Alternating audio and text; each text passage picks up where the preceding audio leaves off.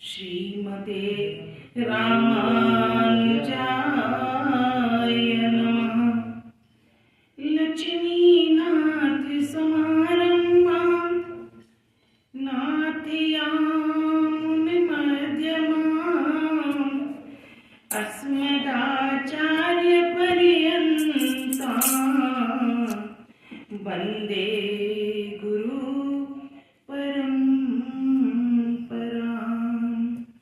वन्दे गुरु परम्परां।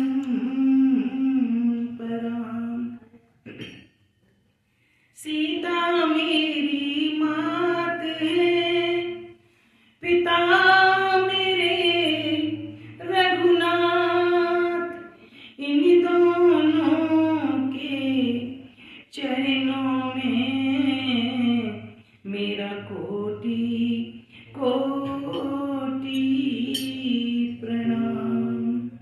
मेरा कोटि कोटि प्रणाम। आए हैं तो प्रेम से लो हरि का नाम, सब भक्तों को इस दासी की जय जय सीताराम। जय जय राधेश्याम। जय जय श्री हनुमान। श्री रामायण प्रारंभ करूं, सुनो भक्त हनुमान। आसन आन विराजियो, कथा सुनो भगवान। सियावर रामचंद्र जी की जय। पवन सुत हनुमान जी की जय। उमापति महादेव जी की जय। बोलो रे सब संतन की जय। मंगल भवन अमंगल हारी, प्रभु सुत सरत अजित बिहारी। सिया राम मन सब जग जानी, करहु प्रणाम जोरी जुग पानी। करहु प्रणाम जोरी जुग पानी। परम मंगलमय परात्पर अखिलेश्वर अखिल ब्रह्मांड नायक परात्पर पर ब्रह्म भगवान श्री राम की वांग्मयी प्रतिमूर्ति श्री रामचरितमानस को श्रवण करने के लिए इस राधा कृष्ण मंदिर में आए हुए सभी भक्तों को जय सीताराम, जय राधे श्याम, जय श्री हनुमान। पीछे हमने सुना कि यहाँ प्रसंग चल रहा है अभी कि कैकेयी जो है वो दशरथ जी से अपने 2 वरदान मांगती हैं, जो उनके वरदान उधार रखे हुए थे उनके ऊपर दशरथ जी के पास। तो दशरथ जी महल के अंदर गए और जब कैकेयी ने वो वरदान मांगे तो उनका हाल बेहाल हो गया। तो बेहाल महल के अंदर पड़े हुए हैं और पूरी रात बीत गई, सूर्य नारायण उदय हो गए। उधर दरवाजे पर गेट पर मंत्रीगण सब सेवक गण इकट्ठे हो गए। कहने लगे कि आज सूर्योदय हो गया और अभी तक राजा दशरथ नहीं जगे, क्या कारण है? क्योंकि राजा दशरथ तो ब्रह्म मुहूर्त में, रात्रि के पिछले प्रहर में, मीन्स ब्रह्म मुहूर्त में ही उठ जाते हैं। तो आज ऐसा क्या हुआ जो राजा दशरथ अभी तक जागे नहीं है? सुमंत्र से कहने लगे कि हे सुमंत्र जी, आप जाइए और राजा को जगाइए, देखिए क्या कारण है, किस वजह से उनको देरी हुई है, वो आए तो हम राज्याभिषेक के लिए जो जो भी हमें कार्य बताए जाएं वो हम कार्य जल्दी से करें। और जब सुमंत्र महल में गए तो क्या देखते हैं कि वहाँ बड़ी भयानकता फैली हुई है, क्योंकि जहाँ वातावरण अच्छा नहीं होता तो वहाँ भयानकता ही लगती है। तो भयानकता फैली हुई है, ऐसे लग रहा है जैसे कि पता नहीं क्या हो गया। किसी से पूछते हैं सुमंत्र जी तो वे उत्तर भी नहीं देते कुछ भी कि क्या हुआ है। फिर वे जहाँ कैकई का और राजा दशरथ का जो भवन था उसमें अंदर पहुंचे तो क्या देखते हैं, उन्होंने राजा को अभिवादन किया, रानी कैकई को अभिवादन किया। देखते हैं कि राजा दशरथ अस्त व्यस्त पड़े हुए हैं, वहां पर उनकी दशा देखी नहीं जा रही। और तभी अशुभता से भरी हुई कैकई कहने लगी कि पता नहीं राजा को तो रात भर नींद भी नहीं आई और क्यों नहीं सोए। राम राम कहकर इन्होंने पूरी रात गुजार दी, सोए भी नहीं। अब तुम जाकर पहले राम को बुला के लेके आओ, यहाँ का हाल बाद में जानना कि यहाँ क्या हुआ है। इस तरह से जब बोला तो सुमंत्र जी समझ गए कि कैकई ने कुछ कुचाली चली है, कुछ तो यहाँ हुआ है। किसी तरह हृदय में धीरज रखकर सुमंत्र जी वहां से चलते हैं। द्वार पर जब पहुंचे तो वहां सब पूछने लगे तो उनको जैसे तैसे समझाकर आश्वस्त करके और वे राम जी के महल में गए। राम जी ने जब सुमंत्र जी को देखा और उनको बताया, पूछा क्या कारण है, सुमंत्र जी ने बताया कि राजा ने आपको बुलाया है। तो राम जी जैसे थे वैसे ही चले आए और आकर राम जी ने जब देखा, देखते क्या है कि राजा दशरथ इस तरह पड़े हुए हैं, उनके पास कैकई ऐसे लग रही है जैसे खूंखार शेरनी बैठी हो और उसे देखकर एक बूढ़ा गजराज जमीन पर पड़ा हो डर की वजह से। इस तरह से लग रहा है मानो साक्षात। और कैकई कैसे लग रही है, मानो साक्षात ही मृत्यु शरीर धारण करके राजा की अंतिम घड़ियां गिन रही हो। इस तरह कैकई लगती हैं वहां बैठते हुए।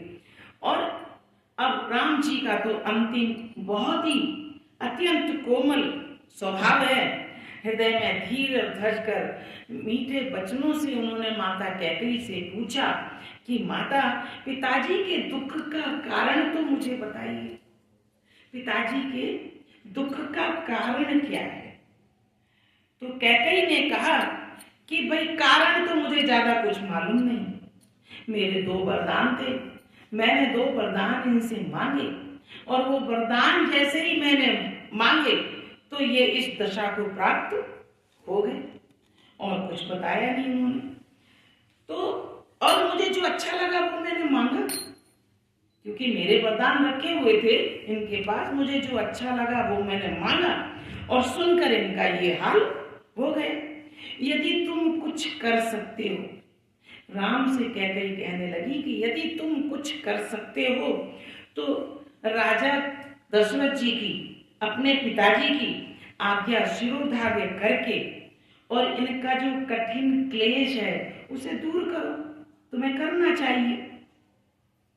राम जी ने इतना सुना तो वे भी मन में तो समझ गए कि कुछ तो जरूर हुआ है, क्योंकि और उन्हें उसी में कैकई ने उन्हें बताया कि मैंने वरदान ये मांगे कि एक से मैंने भरत को राज्याभिषेक मांगा है और तुम्हारे लिए मैंने 14 वर्ष का वनवास मांगा है। यह सुनकर राम जी मन ही मन मुस्कुराने लगे। मन ही मन मुस्कुराए और आगे की कथा आज शुरू करते हैं कि सुत स्नेह इत बचन युत संकट पर सुनरेश सकौ प्रयाय सुधरौ सिर मैं कहूँ कठिन कलेश। कैकेयी कहती हैं इधर तो इन्हें पुत्र का स्नेह है और राजा इसी धर्म संकट में पड़े हुए हैं कि पुत्र का स्नेह मानूं या मैं वचन का निर्वाह करूं। इस संकट में पड़े हुए यदि तुम कर सकते हो तो राजा की आज्ञा शिरोधार्य करो और इनके कठिन क्लेश को मिटा दो। तुम्हारे ही हाथ में है ये सब करना। और निर्धक बैठ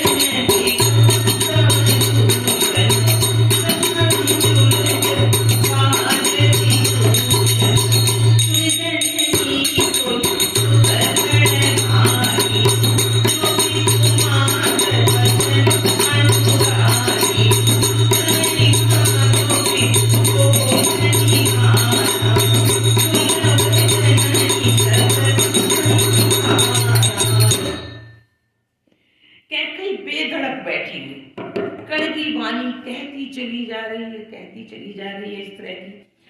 ऐसे लग रहा है जैसे कठोरता भी कठोर हो गई। कठोरता भी कठोर ना होगी जितनी ऐसी कैकेयी ने अपना वाणी बना ली है। अत्यंत व्याकुल हो उठी और ऐसे लग रहा है जैसे कैकेयी की जो जीव है वो धनुष है और उसके जो बोल निकल रहे हैं, जो वचन निकल रहे हैं वो बेहद नुकीले तीर हैं और राजा उनके निशाने पर है। राजा दशरथ उनके निशाने पर है। इस सारे साज सामान के साथ मानो स्वयं कठोरपन श्रेष्ठ वीर का शरीर धारण करके धनुष विद्या सीख रहा हो ऐसे कैकेयी लग रही है। ऐसे कैकेयी लग रही है। उसका मुख जो है वो धनुष के समान लग रहा है और उसमें से जो वाणी निकल रही है वह नुकीले तीरों के जैसी है। सूर्य कुल के सूर्य, सूर्य कुल के सूर्य कौन? राम।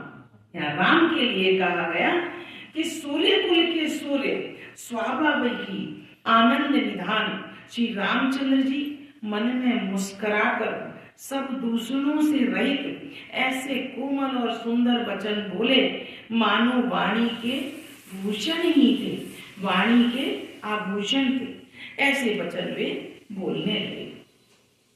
हे माता, राम जी कहने लगे कि हे माता सुनो, वही पुत्र बड़भागी है जो माता पिता के वचनों का अनुरागी हो। तो इसमें पिताजी को इतना दुख मानने की जरूरत ही नहीं है।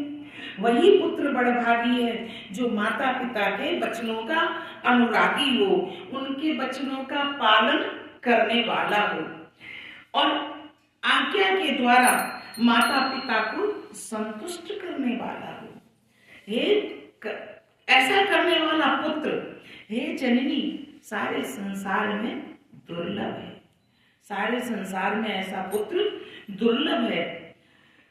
मुनिगण मिलनु विशेष बन सवई भांति तमोर तेई मन चित आय सुबहुर सम्मत का है?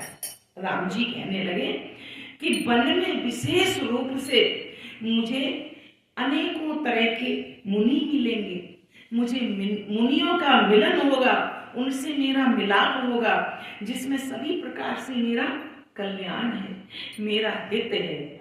उसमें भी फिर पिताजी की आज्ञा, क्योंकि मुझे वन जाने की पिताजी की आज्ञा, और हे जननी, हे माता, तुम्हारी सम्मति है, उसमें तुम्हारी सम्मति है, तुम्हारी राजी है, तो मुझे दुख किस चीज का है? और मुझे समझ नहीं आ रही कि पिताजी इतने छोटी सी बात के लिए इतना बड़ा दुख क्यों बना रहे हैं। भरत प्राण प्रिय पावई राजू,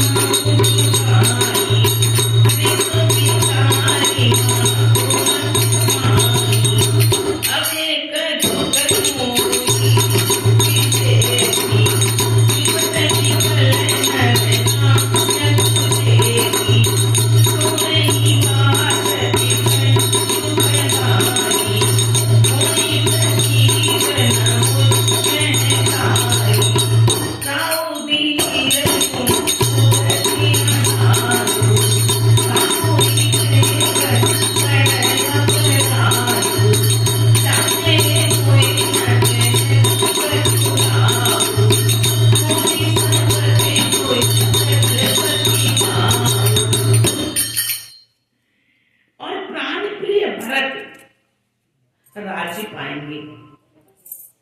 तो वन में विशेष रूप से मुझे मुनियों का मिलाप होगा, मुझे तो कोई वन जाने में कोई आपत्ति नहीं है, मुझे वन जाने में कोई आपत्ति नहीं है, क्योंकि मेरा तो कल्याण ही कल्याण है। और प्राण प्रिय, मेरे तो प्राणों से भी ज्यादा प्रिय भरत जी हैं। प्राण प्रिय भरत जी राज्य पाएंगे। इन सभी बातों को देखकर यह प्रतीत होता है कि आज विधाता सब प्रकार से मेरे सम्मुख है। विधाता ने सब तरह से मेरे ऊपर उपकार किया है, मेरे अनुकूल है। यदि ऐसे काम के लिए भी मैं वन न जाऊं तो मैं मूर्खों के समाज में सबसे पहले मेरी गिनती होगी। राम जी बोलते हैं कि मूर्खों का यदि पूरा समाज भी होगा ना, उस समाज में पहली गिनती मेरी होगी, यदि मैं इतने अच्छे काम के लिए भी वन ना जाऊं। जो कल्प वृक्ष को छोड़कर, जो जीव कल्प वृक्ष को छोड़कर रैंड की सेवा करते हैं, रैंड कहते हैं जो जंगली अरंडी के बीज उग जाते हैं, या जो अकौवे के बीज होते हैं इंडिया में, उन्हें अकौवा बोलते हैं, जिनके ऊपर पत्ते तोड़ो तो दूध सा निकलता है, जंगली होते हैं। तो कल्प वृक्ष को छोड़कर जो उसकी सेवा करते हो और अमृत का त्याग करके जो विष मांग लेते हो, तो हे माता, मन में विचार करके देखो, वे महामूर्ख भी यदि उन्हें भी ऐसा मौका मिलेगा तो वो मौका नहीं छोड़ेंगे। तो मैं कैसे इस मौके को छोड़ सकता हूँ? मुझे ये मौका नहीं छोड़ना चाहिए। हे माता, मुझे एक ही दुख विशेष रूप से हो रहा है कि वह महाराज को अत्यंत व्याकुल देखकर, पिताजी को अत्यंत व्याकुल देखकर मुझे बहुत दुख हो रहा है।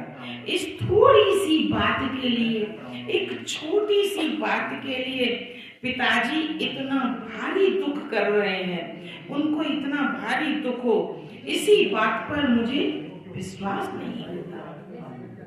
राम जी कैकई से कह रहे हैं कि मुझे इतनी सी बात पर विश्वास नहीं होता, मुझे लगता है कि कुछ बात और भी होनी चाहिए, क्योंकि महाराज तो बड़े ही वीर धीर और गुणों के अथाह समूह है। अवश्य मुझसे ही या तो कोई बड़ा अपराध हो गया है जिसके कारण महाराज मुझसे कुछ कहते नहीं है, जिसके कारण मुझसे महाराज कुछ कह नहीं रहे, कुछ मुझसे ही बहुत बड़ा अपराध हुआ है। तुम्हें मेरी सौगंध है माता, तुम सच सच मुझे पूरी बात बताओ। ऐसा राम जी विनय कैसे से कर रहे हैं कि मुझे सच सच पूरी बात बताओ। सहज सरल रघुबर बचन, कुमति कुटिल कर जान, चलन जो की चलवर प्रगति, यद्यपि सलिल समान। रघुकुल में श्रेष्ठ श्री राम जी के स्वभाव से ही सीधे वचनों को दुर्बुद्धि कैकेयी टेढ़ा ही करके जान रही है। राम जी इतनी सरल भाषा में बोल रहे हैं कैकेयी से, परंतु कहते हैं ना कि हम सांसारिक प्राणी भी जब किसी के दिमाग में, किसी के हृदय में अगर किसी के प्रति घृणा आ जाए तो सामने वाला कितनी भी अच्छी बात करे परंतु उसे उल्टी ही लगेगी, क्योंकि जिसके अंदर जो भरा होता है वह वही तो सोचेगा, वह कभी भी अच्छा नहीं सोचेगा। यदि उसके अंदर बुराइयां खुद के अंदर भरी हैं तो सामने वाला कितना भी अच्छा हो, कितनी भी अच्छी बातें करे, परंतु उसे बुरी ही नजर आएगी। ऐसा स्वभाव है ये मनुष्य का। तो राम जी जो भी बात कैकेयी से कह रहे हैं, कैकेयी को वो बात उल्टी ही लग रही है। क्योंकि कैसे उल्टी लग रही है कि जल समान होता है, परंतु जल के अंदर एक कीड़ा होता है जिसे जोंक बोलते हैं, वह हमेशा उल्टी ही चलती है। जिधर जल की धारा जा रही होगी उधर न चल के वह उल्टी दिशा में ही चलती है। वही हाल कैकेयी का है। श्री रानी राम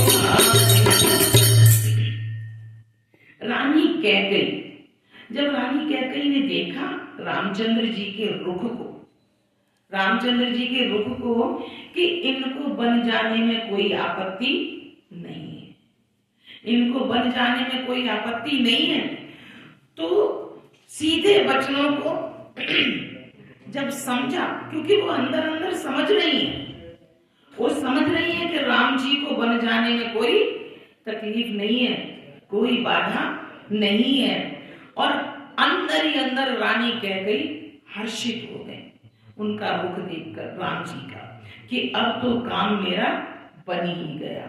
राम तो बन चले ही जाएंगे तो भरत तो युवराज बन ही जाएंगे।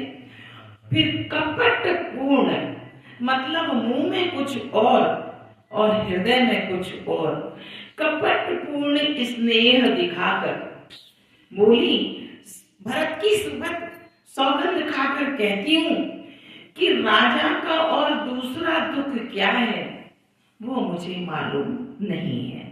राजा किस भी चीज से इतने दुखी हैं वो मुझे मालूम नहीं है।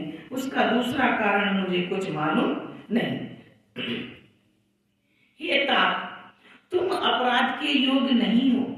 तुमसे कोई अपराध हो जाए ऐसा हो ही नहीं सकता।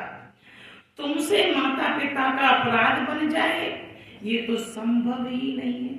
तुम किसी का भी अपराध नहीं कर सकते, तो माता पिता का अपराध तुमसे कैसे बन जाएगा? माता पिता का तो तुम बिल्कुल नहीं कर सकते। तुम तो माता पिता और भाइयों को सुख देने वाले हो। हर एक चीज में आप उन लोगों का सुख सोचते हो। तो हे राम, तुम जो कह रहे हो वह सब सत्य है। तुम पिता माता के वचनों के पालन में तत्पर हो। तुम तो पिता माता के वचन के पालन करने के लिए, कुछ भी करने के लिए तैयार हो। मैं तुम्हारी बलिहारी जाती हूं। तुम पिता को समझाकर वही बात कहो। तुम मेरे बजाय ये सब चीजें अपने पिता को समझाओ और पिता को समझाकर जाने की तैयारी करो, ताकि चौथे पन में इनको, तुम्हारे पिता को अपयश ना मिले, उनकी बुराई ना हो। जितने उनके पुण्य हैं उसके लिए तुम जैसा पुत्र इनको मिला है राम जी को, तो उसका निरादर करना उचित नहीं है। ऐसा समझाइए अपने पिताजी को कि बड़े पुण्यों से मेरा जैसा पुत्र मिला है, तो मैं जो चाहता हूं वो कर लेने दो, मेरा निरादर मत कीजिए। यहाँ पर कैकई इस तरह समझाने के लिए राम जी को बोल रही है कि दशरथ जी को इस तरह आप समझाइए। कैकई के बुरे मुख से अब जो इतने कठोर वचन बोल रही है, तो यहाँ तुलसीदास जी कहते हैं कि कैकई के बुरे मुख से शुभ वचन कैसे लग रहे हैं, जैसा मगध देश में गया पौराणिक तीर्थ, गया तीर्थ जहां पर पिंडदान किया जाता है और सभी आत्माओं को मोक्ष मिलती है, गया तीर्थ। तो श्री रामचंद्र जी को माता कैकई के सब वचन, कैकई के मुख से निकल रहे हैं जो वचन, उनके लिए तुलसीदास जी कहते हैं कि चीज ठीक नहीं है, उनका मुख ठीक नहीं है, क्योंकि कठोर वचन बोलती हैं। तो उनके मुख से वो जो कपट भरा हुआ प्यार दिखाकर जो वचन बोले जा रहे हैं, वो ऐसे लगता है कि जैसे मगध देश में, बिहार में है जो गया तीर्थ। और राम जी को कैकई के वचन कैसे लग रहे हैं कि जैसे गंगा जी में जाकर जितनी भी नदियां मिल जाएं, नाले मिल जाएं, कुछ भी मिल जाए, तो वे सब जल शुभ हो जाते हैं। राम जी को ऐसे लग रहे हैं उनके वचन कि जैसे सब कुछ शुभ हो गया, क्योंकि राम जी तो चाहते ही थे जाना, तो उन्हें तो जाना ही था, बहाना था, लीला करनी थी ये तो गया तीर्थ के बारे में मैं आपको बताऊं कि भस्मासुर नाम का एक राक्षस हुआ, और भस्मासुर के वंशज में एक गयासुर नाम का असुर हुआ। गयासुर नाम का असुर जो था बड़ा दानी था। उसने कठिन तपस्या करके ब्रह्मा जी से वरदान मांग लिया कि उसने अपने शरीर को, मेरा शरीर पवित्र हो जाए और मेरा शरीर इतना पवित्र हो जाए कि जो कोई भी मेरे शरीर का दर्शन करे तो वो मोक्ष को प्राप्त हो जाए। ऐसा उन्होंने वरदान मांग लिया गयासुर ने। देवता लोग बड़े परेशान हो गए उसकी इस कार्य से। तो देवताओं ने एक चाल चली। देवताओं ने आकर उससे कहा कि हमें यहाँ पवित्र भूमि चाहिए, हमें हवन करना है। देवताओं ने हवन करने के लिए भूमि मांगी और उसके देह के, उसके गयासुर के दर्शन करने मात्र से पापों से मुक्त हो जाते थे सब लोग। तो वहां जो असुरों का राज था वो करने क्या लगे कि दर्शन कर लें, अपने पाप मुक्त कर लें और बाद में फिर खूब पाप करें, क्योंकि उन्हें पता था कि हम कितने भी पाप कर लें, जाकर हम गयासुर के दर्शन कर लेंगे, हमारे पाप सारे मुक्त हो जाएंगे। इन सब चीजों से देवता बड़े परेशान हुए। देवताओं ने युक्ति सोची कि कुछ तो इस गयासुर का करना पड़ेगा। देवताओं ने आकर कहा कि हमें पवित्र भूमि चाहिए, हमें यज्ञ करना है यहाँ पे। तो वो दान देने में सबसे आगे रहता था। तो गयासुर ने कहा, सोचा कि भूमि कहाँ से दूं, मैं अपना शरीर ही इनको दे देता हूँ कि मेरे शरीर के ऊपर ही आप हवन कर लो। अब वो लेट गया। तो जब वो लेटा गयासुर तो 5 कोस के अंदर उसका शरीर फैला। उसी 5 कोस के अंदर आज के दिन गया तीर्थ बना हुआ है। तो जब उसके शरीर पर हवन किया तो वो तो मिट गया, परंतु उसने फिर देवताओं से प्रार्थना करके उसने ये वरदान मांग लिया कि प्रभु, मैंने अपना शरीर आप लोगों को दिया हवन करने के लिए, परंतु 5 कोस में जो ये मेरा शरीर फैला है, इसमें ऐसा तीर्थ बन जाए जहां पर हर एक प्राणी को जो भी यहाँ आकर पिंडदान करे उसको मोक्ष प्राप्त हो जाए। तो उसने ये वरदान मांग लिया, जिससे आज तक भी जो भी गया जाता है और अपने पूर्वजों का पिंडदान करता है तो वहां पर वो मोक्ष को प्राप्त करते हैं। तो इसी तरह जो कैकेयी के मुख से जो वचन निकल रहे हैं, क्योंकि कैकेयी का मुख तो गंदा है, उल्टी सीधी बातें बोल रही है, तो राम ऐसे लग रहा है जैसे गया तीर्थ, एक मगध देश में गया तीर्थ। तो इतने में ही गई मूर्छा रामई, सुमिर नृपुतिर करवट लीन, सचिव राम आगमन कही, विनय समय समकीन।